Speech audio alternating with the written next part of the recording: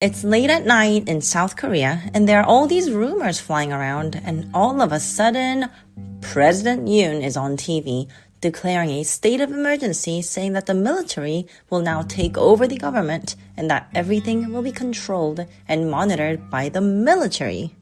Your freedom of speech, freedom of assembly, freedom of press, he's trying to throw everything out the window.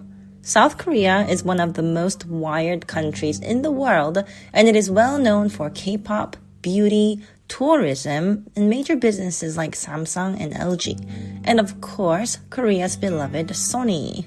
It's the land of freedom and democracy. So what the hell is going on?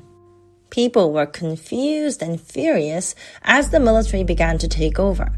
Helicopters were landing in and around Parliament, and tanks and armed soldiers were in the streets. This is very unusual in Korea. Lawmakers raced against time. It was a crazy night in South Korea, and in this video, you'll be shocked by how close this came to actually happening. A crucial error, a mistake, changed Korea's history, allowing them to protect their democracy that night. On December 4th, 2024 at 10:27 p.m., President Yoon declared a state of emergency to eradicate anti-national forces. Yoon and his supporters were on a mission to block his political opponents, activists, and anyone they saw as a threat to national security. This declaration wasn't just words. He immediately invoked the authority of the martial law command, giving the military powers to maintain order. Almost immediately after Yoon's announcement, the military began mobilizing troops and setting up checkpoints. And get this, their main target was the National Assembly, the heart of South Korea's democracy.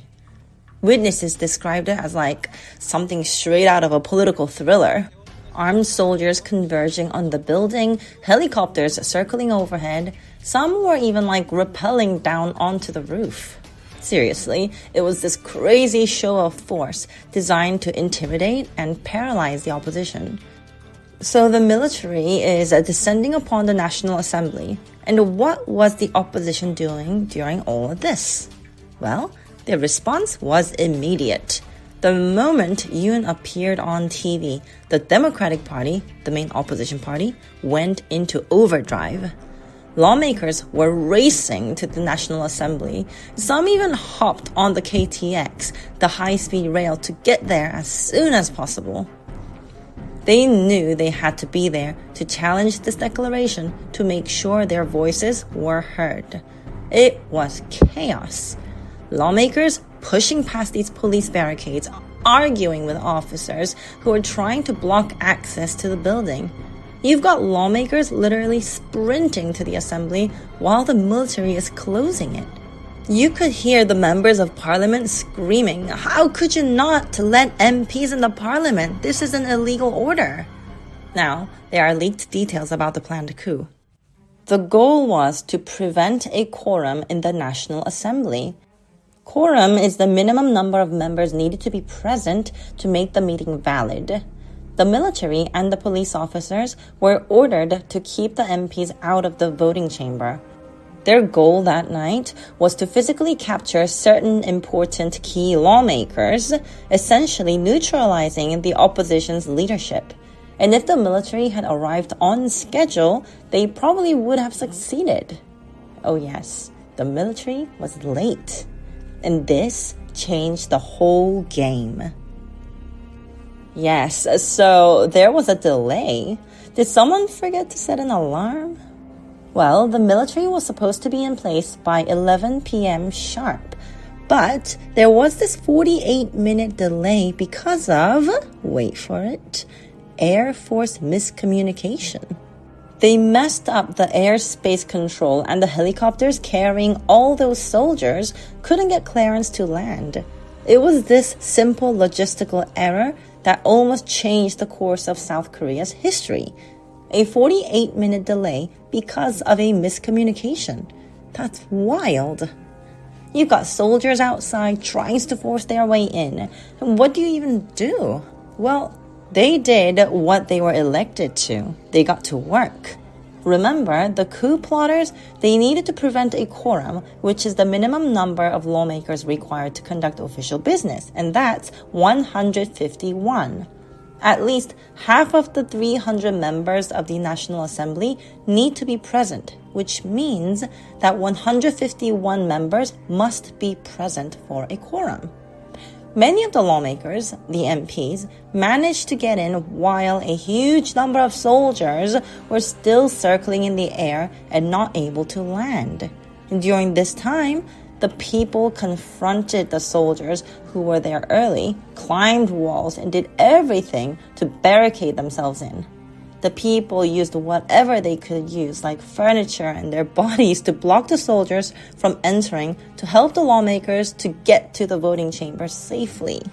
But we can't forget, even with that delay, those soldiers did eventually arrive at the National Assembly, and they had orders to secure the building. Imagine the tension.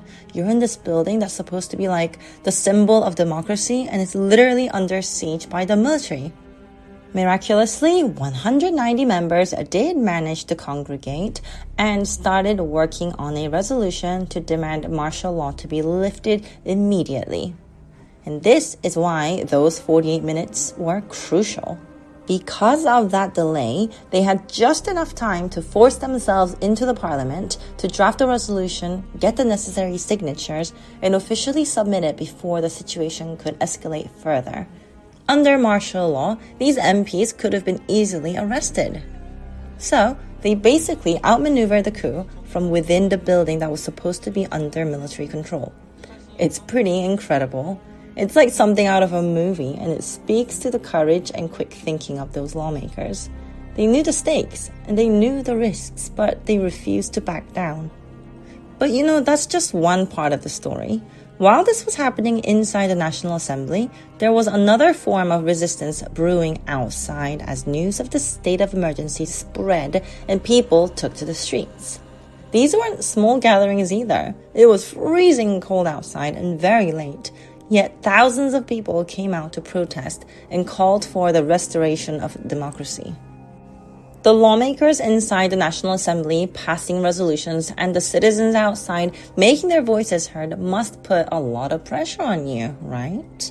Well, 6 hours later, martial law was lifted after 190 members of the parliament unanimously voted to lift martial law. The whole thing from the initial declaration to its repeal lasted only about 6 hours. It felt like the whole country was holding its breath for those 6 hours, wondering what would happen next. Well, I guess for the ones that were actually awake, because many had gone to sleep before this fiasco even began. So the immediate crisis was averted, but what about the aftermath? The trust between the government and the people is shattered right now. The opposition was calling for Yoon's impeachment, and there are growing demands for a full investigation into who actually was involved in planning this coup. This wasn't just about one night of chaos. It was about the potential for abuse of power, the fragility of democratic institutions, and the very real fear that something like this could happen again, even though it failed this time. One of the most concerning aspects of this entire incident was the role of military. Remember, these were soldiers sworn to uphold the Constitution, yet they were following orders to suppress democratic processes. At the same time, several witnesses have stated that the military seemed to refrain from using their full power to keep people out of the parliament. This was a national emergency with armed troops and thousands of citizens protesting, yet it remained relatively peaceful, and there were no casualties. So who are the plotters? Will there be any consequences for their actions? That's a question a lot of people in South Korea are asking right now. There's also a debate ranging about the extent to which soldiers should be held accountable.